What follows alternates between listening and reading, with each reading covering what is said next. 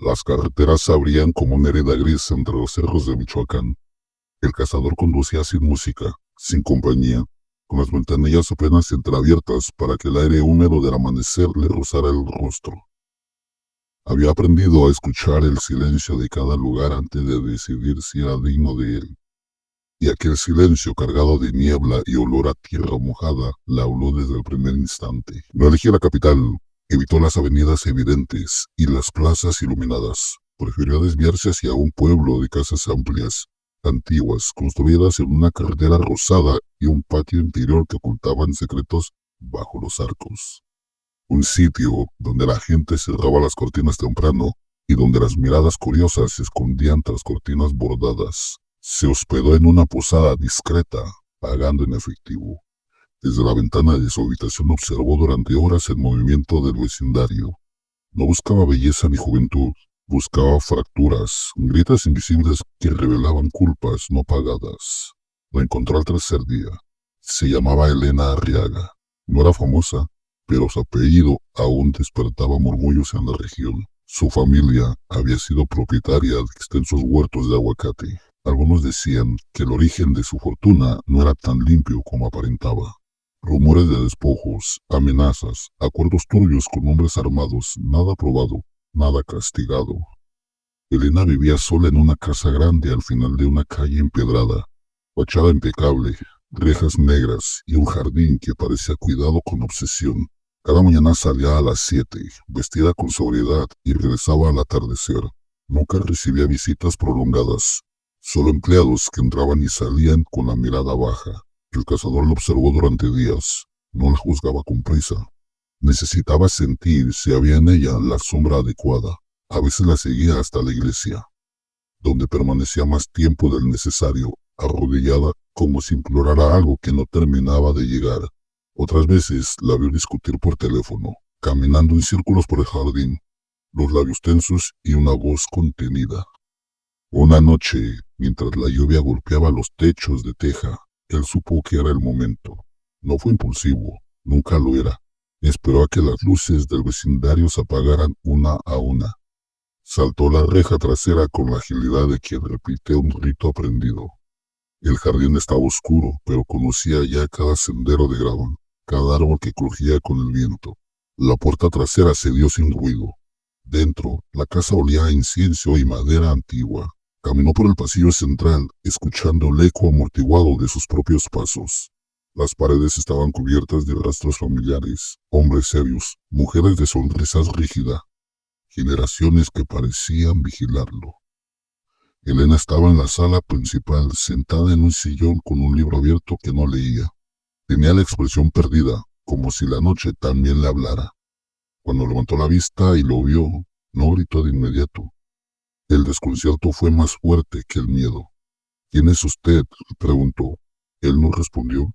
Cerró la puerta detrás de sí con suavidad. Elena retrocedió, pero no intentó huir. Algo en la quietud de aquel hombre la paralizó. Tal vez porque reconoció en sus ojos algo que llevaba años evitando. Si es por dinero o algo así, puedo dárselo. Él negó con la cabeza. No había ira visible en su rostro, tampoco prisa, solo una concentración casi irreverente. Sacó de su bolsillo un objeto pequeño envuelto en tela, lo colocó sobre la mesa del centro y retiró la tela con cuidado. Era una piedra de metal oxidado, antigua, como un fragmento de herramienta agrícola. Elena palideció. ¿Dónde consiguió eso? El cazador inclinó ligeramente la cabeza. Había investigado lo suficiente. Aquella herramienta pertenecía a un campesino que años atrás había perdido sus tierras tras un error legal. El hombre había desaparecido poco después, dejando a su familia en ruina. No fue mi decisión, murmuró ella, como si respondiera a un pensamiento invisible. Yo solo firmé papeles. Las palabras no eran necesarias. El juicio estaba en el aire, denso como el humo de una fogata. Elena comenzó a llorar, no con estridencia, sino con un temblor contenido. Se llevó las manos al rostro, quizá esperando compasión, pero él no ofrecía absoluciones. El acto que siguió no fue rápido ni descontrolado. Fue metódico, casi ceremonial. No buscaba espectáculo, sino significado. Cada movimiento parecía responder a una lógica interna que solo él comprendía. La sala se convirtió en un escenario de una sentencia que no provenía de tribunales, sino de una mente convencida de su misión. Elena intentó resistirse cuando comprendió que no habría negociación posible. Sus uñas arañaron el aire. Su voz finalmente rompió el silencio con un grito que se perdió entre los muros gruesos de la casa.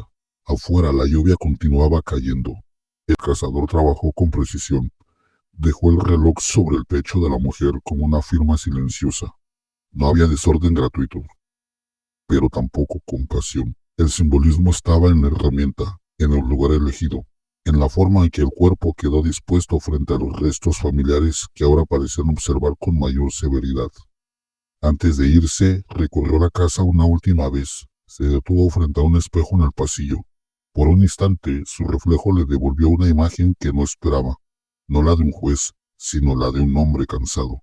Parpadeó y la sensación desapareció. Salió por la misma puerta trasera. La lluvia había limpiado cualquier huella en el jardín. Caminó hasta la calle sin apresurarse. El pueblo seguía dormido, ajeno a lo que acababa de suceder. A la mañana siguiente, el descubrimiento sacudió la calma habitual. Sirenas, murmullos, vecinos asomados tras las rejas. Los rumores comenzaron a tejerse con rapidez. Algunos hablaban de venganza, otros de ajuste de cuentas. Nadie mencionó justicia. En la posada, el cazador observaba desde lejos el revuelo. No sonreía, no celebraba. Solo registraba las reacciones como quien evalúa el impacto de una obra terminada. Había algo diferente esta vez, no la ejecución, sino la sensación posterior. Una inquietud leve, como un eco persistente en la mente. Elena no había suplicado por su vida tanto como por redención.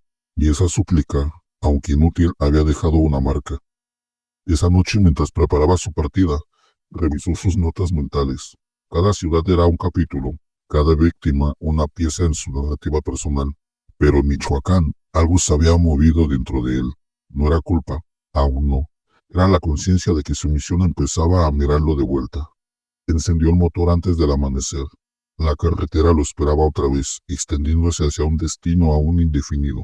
Mientras el pueblo quedaba atrás, el cazador sintió por primera vez en mucho tiempo una pregunta sin respuesta creciendo en su interior. ¿Hasta cuándo? No apartó la mirada del camino, pero la pregunta viajó con él, silenciosa, persistente, como una sombra que ya nadie podía dejar atrás. Fin.